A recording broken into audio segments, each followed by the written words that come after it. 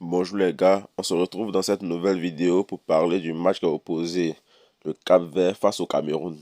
Mais attends, le Cameroun a perdu ce match quoi? Oh, le Cameroun aussi. Une équipe qui mérite d'aller en Coupe du Monde, c'est la meilleure, bon, c'est l'une des meilleures équipes du continent et elle pourrait manquer cette Coupe du Monde si le Cap-Vert gagne ses deux derniers matchs. Le Cap-Vert qui a gagné le Cameroun, les gars. C'est vraiment difficile à croire, hein. Mais la Camerounais, je ne vous comprends pas. Si vous ne pouvez pas gagner le match, essayez au moins de ne pas perdre le match. Au moins, un match nul, c'est un peu bon, c'est un peu confortable. Vous-même, imaginez un peu sur le Cap-Vert part en Coupe du Monde et puis vous restez. C'est pas trop joli à voir. Le Cap-Vert même qui n'est pas une équipe en tant que telle qui mérite la Coupe du Monde, bien vrai que bon, c'est vrai que toute chose a un commencement. Ils n'ont jamais participé à la Coupe du Monde, mais toute chose a un commencement. Et peut-être que ça sera un bon commencement pour eux. Mais attends, le Cap Vert s'en va et vous restez. Non, ça c'est pas trop joli à voir. J'espère que euh, ils, ils feront plutôt un faux pas et que le Cameroun pourra gagner ces deux derniers matchs-là pour pouvoir se qualifier. Parce que si le Cameroun perd un de ces matchs, ça sera pas bon, ça sera pas bon pour eux. Donc, le Cameroun n'a plus droit à l'erreur. Ils doivent gagner tous leurs matchs. Et bien sûr, c'est avec quelques scores élevés parce qu'on ne sait jamais.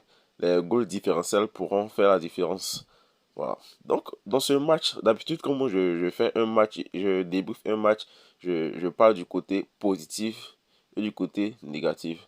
Mais je ne sais pas si dans ce match-là, il y a eu des côtés positifs.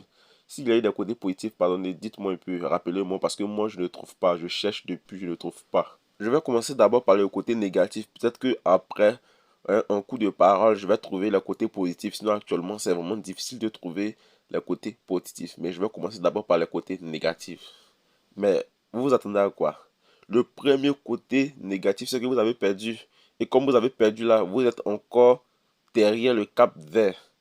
Je pense que le Cap Vert était devant vous, je sais pas, de un point. Et maintenant, comme ils ont gagné, ça fait maintenant 4 points. Ça, c'est un côté très, très négatif.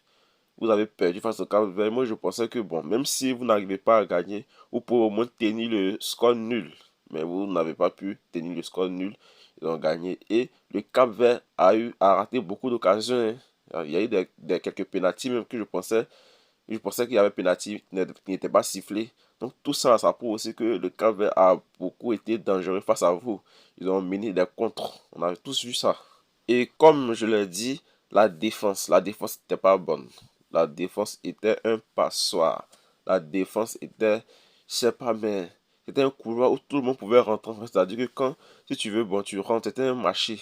Tu veux, tu rentres, tu sors quand tu veux. Voilà, la défense était vraiment nulle. La défense n'était pas bonne. C'était un passoire, c'était un marché. C'était la récré, c'était une cour universitaire. C'est-à-dire, bon, tout le monde fait ce qu'il veut, en fait. Il n'y avait pas de loi, il n'y avait pas de défenseur pour pouvoir défendre, hein, les buts.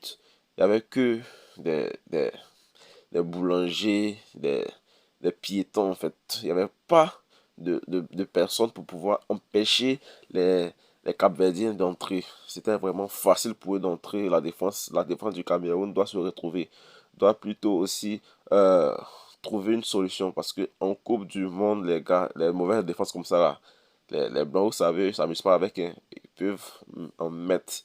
Prenez l'Allemagne qui peut mettre 8 buts si vous attrape tout ça. Donc, il faut corriger ce problème de défense là. Après ça aussi, il y a Marc Brice. Marc Brice, vraiment, je pense que son vrai visage est en train de sortir. La cagoule est en train de tomber. Marc Brice, bon, moi j'ai beaucoup fait ses éloges parce que depuis qu'il a pris la tête du Cameroun, il n'avait pas perdu de match. Mais peut-être que c'est parce qu'il avait joué avec des équipes qui n'étaient pas assez fortes. Donc, aujourd'hui, il a croisé le Cap Vert. Le Cap Vert, bien sûr qu'il avait gagné au match aller 4 buts à 1. Il vient et il perd face au Cap Vert. Bon, c'était pas trop ça. Marc Brice qui arrive à perdre son premier match, un match qui est vraiment décisif. Normalement, le Cameroun ne peut pas ce genre de match-là. Ils arrivent peut-être à faire un match nul ou à gagner par un score de 1 but à 0, mais aujourd'hui, ils ont perdu et ça, c'est problématique. Marc Brice qui commence à montrer son vrai visage, hein. Voilà, en train de voir son vrai visage. Il n'a pas perdu pendant bien longtemps et il vient perdre le match le plus important, je pourrais dire. Parce que c'est le Cap Vert qui était un peu redoutable dans cette poule-là et c'est maintenant que lui vient perdre. Brice, on peut mettre son coaching, voilà, euh, en doute. Parce que lui, souvent, il fait des erreurs, il a fait quelques erreurs. Il a fait jouer Aboubakar pendant, il va dire, toute la rencontre.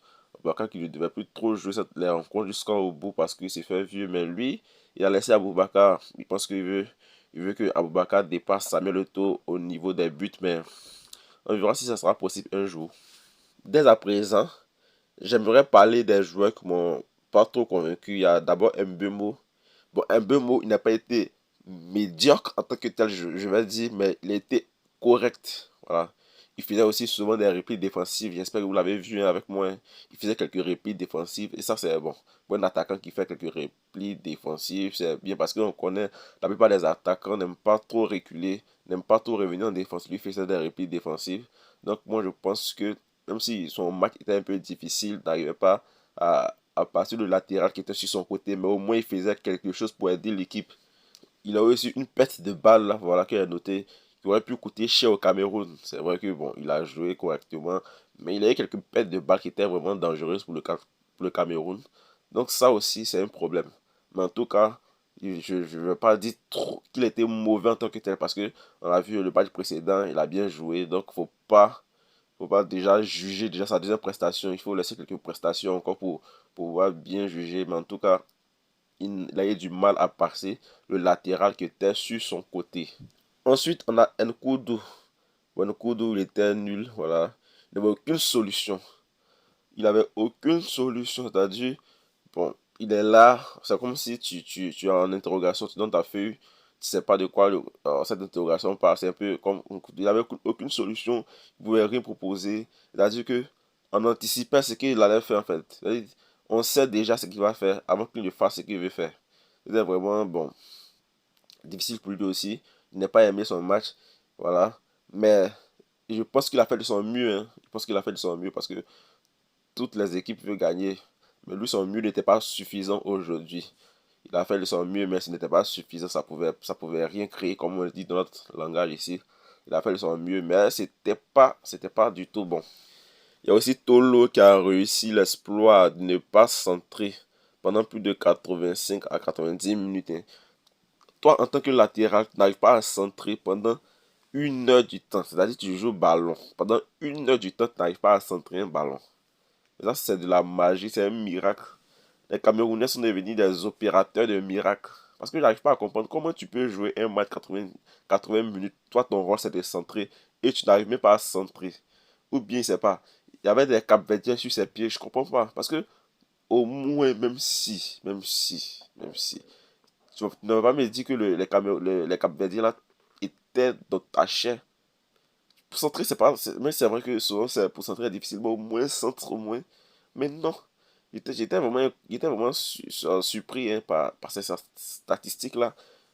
Comment tu peux jouer un match 80 minutes en tant que centreur, tu n'arrives pas à centrer un tir. Donc c'était vraiment incroyable. Après ça aussi, bon, moi je pense que le joueur qui était un peu plus convaincant, je pense que c'est Baleba. Voilà.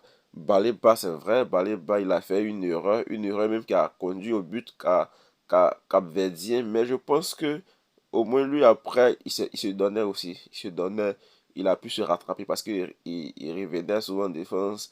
Voilà, il montrait une envie de gagner tout ça. Je pense que c'est l'un des joueurs qui s'est plus donné.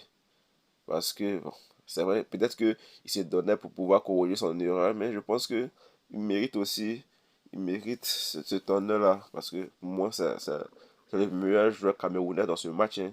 Voilà, au moins lui, il faisait des replis défensives. Voilà, il se donnait en tout cas.